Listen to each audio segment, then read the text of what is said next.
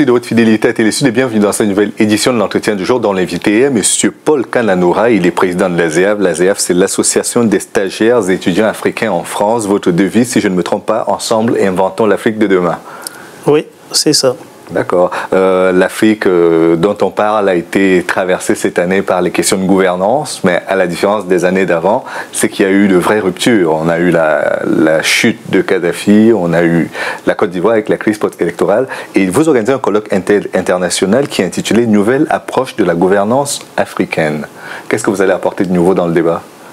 C'est-à-dire, c'est de mettre effectivement le point sur la rupture qui s'est passée avec le printemps arabe, qu'on appelle printemps arabe alors que ça a commencé en Afrique du Nord, mais c'est vrai que ce sont les pays arabes, avec les crises libyennes et ivoiriennes, la gouvernance ne sera plus comme avant.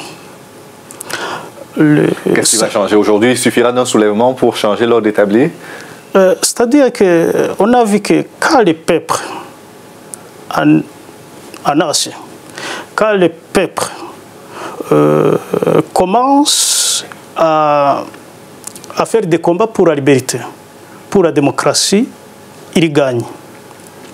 La liberté est une valeur fondamentale par laquelle il faut se battre. Et à partir de là, le changement de la communauté internationale, le changement des rapports des États, le changement de l'attitude des puissances occidentales sur le permis que certains dictateurs ou certains dirigeants s'octroyaient pour tuer le peuple n'est plus. Et à partir de là, nous devons se poser des questions. Est-ce que nous devons rester dans l'ancienne pensée? Parce que de façon générale, vous pensez qu'en Afrique, il n'y avait pas de démocratie, il n'y avait pas de droits de l'homme, il n'y avait pas cette satisfaction des aspirations vers davantage de liberté publique? Il y en a, mais à géométrie variable. Il y a malheureusement quelques régimes, pour ne pas dire un certain nombre de régimes. Parce que je crois qu'il y a eu ces années 90 au cours desquelles on a beaucoup parlé, soit de conférences nationales, soit de rencontres pour discuter de la vie nationale. Il y a eu beaucoup de discussions. C'est ce qu'on appelait le vent de l'Est d'abord, puis après le discours de la Baule de François Mitterrand qui invitait à davantage de démocratisation. Puis on parle aujourd'hui de fameux printemps arabes qui devraient apporter le printemps de la démocratie à la fois dans les pays arabes et dans les pays africains. Mais est-ce que ce n'est pas un cycle qui se renouvelle tous les ans où, malgré certains acquis, on pousse quand même davantage pour plus de liberté? C'est une quête perpétuelle, la liberté. Oui, la liberté, c'est un combat de toujours. C'est un combat perpétuel. Et le peuple doit toujours mettre les garde-fous pour que les gens ne tombent pas dans les anciens... Et qu'est-ce que vous direz pendant ce colloque, qui seront surtout déjà les intervenants, pour qu'on sache à peu près de quoi on parlera et qui en parlera? Nous avons, comme d'habitude, des intervenants de haute qualité qui représentent que ce soit les politiques, les universitaires, les journalistes, et qui sont très meilleurs. Et donc, il y aura 5 sujets, et chaque sujet sera conjointement abordé par un journaliste, un diplomate, un politique, et un universitaire, globalement, mais ça n'empêche pas qu'ils peuvent être 2 ou 3. Donc, pour avoir un éclairage qui est tout à fait nouveau du phénomène, mais aussi de considérer que cette rupture,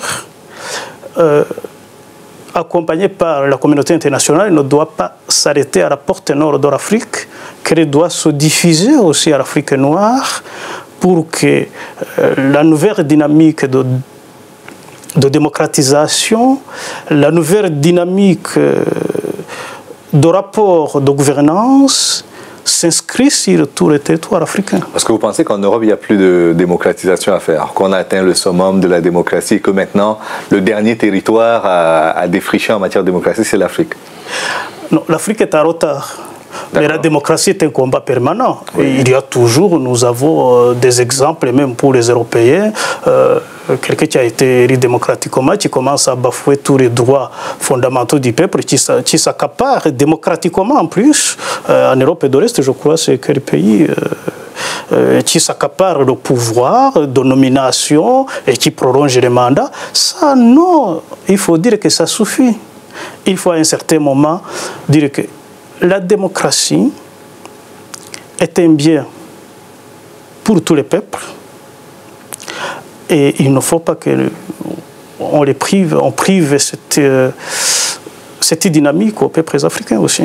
Donc nous devons goûter à la démocratie et j'ajoute que le changement des constitutions pour se représenter perpétuellement est une maladie politique qui est tout à fait dommageable pour un certain nombre de pays africains.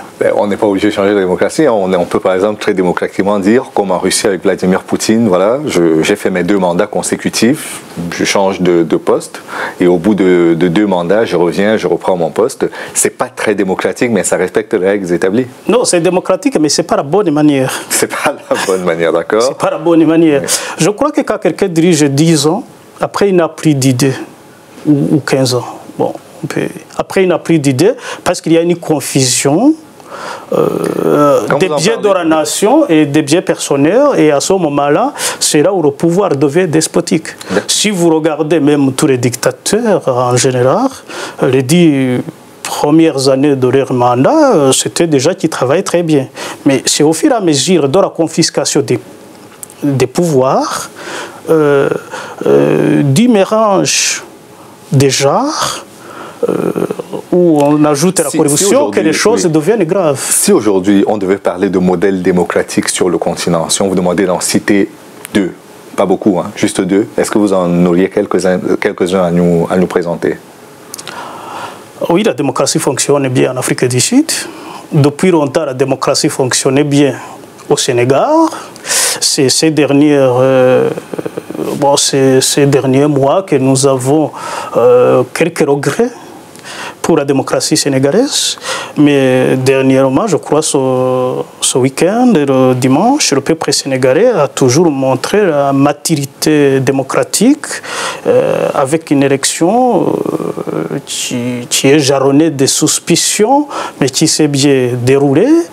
Et donc j'espère que le peuple va librement choisir le président approprié pour Ma question n'est pas innocente parce que vous vous souvenez dans les années 90 quand ce fameux discours de La Baule a été dit par le président Mitterrand, certaines personnes avaient dit l'Afrique n'a pas besoin de faire une démocratie à l'occidental ou à n'importe quelle autre aune, qu'elle soit asiatique ou de n'importe où ailleurs, elle a besoin de sa propre démocratie. C'est pour ça que je vous demandais s'il y a des modèles aujourd'hui qui peuvent être dupliqués sur le continent africain, s'il y a des pays qui peuvent être considérés comme des pays phares en matière de démocratie, de démocratisation. Bon, en fait, il ne faut pas d'aucarquer, parce que la démocratie, c'est un exercice culturel et politique de longue date. Donc on ne peut pas appliquer ce qui une école française de démocratie ou une école américaine qui date de plus de 200 ans immédiatement sur un peuple ou sur une culture. Mais il faut tout simplement introduire les espaces de liberté, les espaces de dialogue, les espaces de bonne gouvernance qui permettent à chacun de se retrouver à la fois dans la gouvernance, dans la conduite de la chose publique, dans la gestion de la nation et surtout, il y a des institutions qu'il faut mettre en dehors de politisation. C'est l'armée et les services de sécurité. Mais vous aurez beau faire tout cela, si vous n'arrivez pas à employer les jeunes, qui sont quand même une grande partie de la population africaine, si vous n'arrivez pas à payer les salaires régulièrement, vous n'êtes pas à l'abri de contestations, hein, démocratiques ou pas démocratiques, vous ferez face à des contestations sociales. Oui, mais la contestation fait partie d'un processus démocratique. Parce que ça permet aux gens de corriger les erreurs. Mais s'il n'y a pas de ressources à partager, on ne partage pas la pauvreté, on ne partage que la richesse. Quand il y a la mauvaise gestion, c'est pour cela que le partage est inéquitable. Mais quand il y a la bonne gestion, quand il y a la gestion transparente, tout le monde est au courant. Je ne vois pas quelqu'un qui va aller manifester alors qu'il sait très bien qu'il n'y a pas de ressources. Le problème, c'est qu'il y a une minorité qui s'accapare le pouvoir et la richesse de la nation et une majorité qui est exclue. C'est pour cela que parfois les contestations sont tout à fait violentes. D'accord. Avant, quand on parlait de la FEANF, l'ancêtre de l'ASEAF, je ne sais pas si on peut présenter l'ASEAF comme tel, comme un descendant de la FEANF. Si, il y a une sorte, effectivement, de fil conducteur. D'accord. La FEANF a libéré l'Afrique de la colonisation. Et quelles sont les ambitions de l'ASEAF? Nos ambitions, maintenant, c'est de mettre en place ce qui n'a pas marché. C'est-à-dire qu'à un certain moment, il y a eu faillite du système, faillite de la pensée originaire de la décolonisation et de l'indépendance. Maintenant, nous devons penser à la nouvelle gouvernance avec des nouveaux outils, avec une nouvelle élite qui met au centre l'intérêt de la nation, qui met au centre la bonne gouvernance, la transparence, la bonne gestion pour que nous allons vers le développement. Nous avons 10 matières stratégiques en Afrique. 10 matières premières stratégiques en Afrique. Nous avons qui sont vendues à l'état pur, hein, c'est-à-dire qu'il n'y a pas de pré-transformation. Et gratuitement presque. Nous avons les terres arables qui peuvent produire pour l'Afrique. Oui.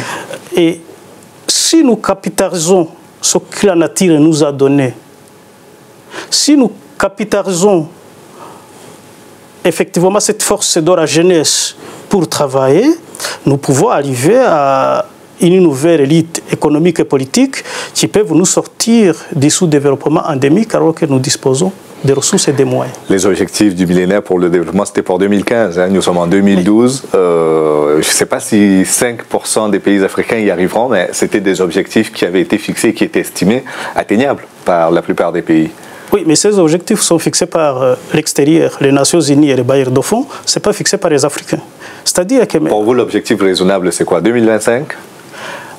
Non, c'est-à-dire qu'on devait même ne pas fixer ces objectifs. C'est ça ce qui est raisonnable. C'est que tout simplement, nous constatons que dans un certain nombre de pays, on met l'argent à l'extérieur du pays et cet argent... je vais le dire d'une manière très claire. Dans les 15 dernières années, dans les 20 dernières années, l'Afrique a transféré plus de 400 milliards de dollars en Europe. Et si on ajoute à peu près 300 milliards pour l'achat d'armement, ça fait 700 milliards. Ça devait développer l'Afrique, ça devait développer les routes, ça devait développer les écoles et autre chose. Et cet argent, qu'est-ce qu'on utilise ici? On fait de l'investissement, on fait du crédit, on construit et l'Afrique n'en bénéficie pas. Nous sommes malheureusement tenus par le temps, donc on va devoir malheureusement se séparer là-dessus. Je rappelle que c'est le 27 mars que se tient ce colloque international intitulé « Nouvelle approche de la gouvernance africaine ». Ça se passera à l'hémicycle du Conseil régional d'Île-de-France. L'accès est gratuit, mais l'inscription obligatoire, si je ne me trompe pas.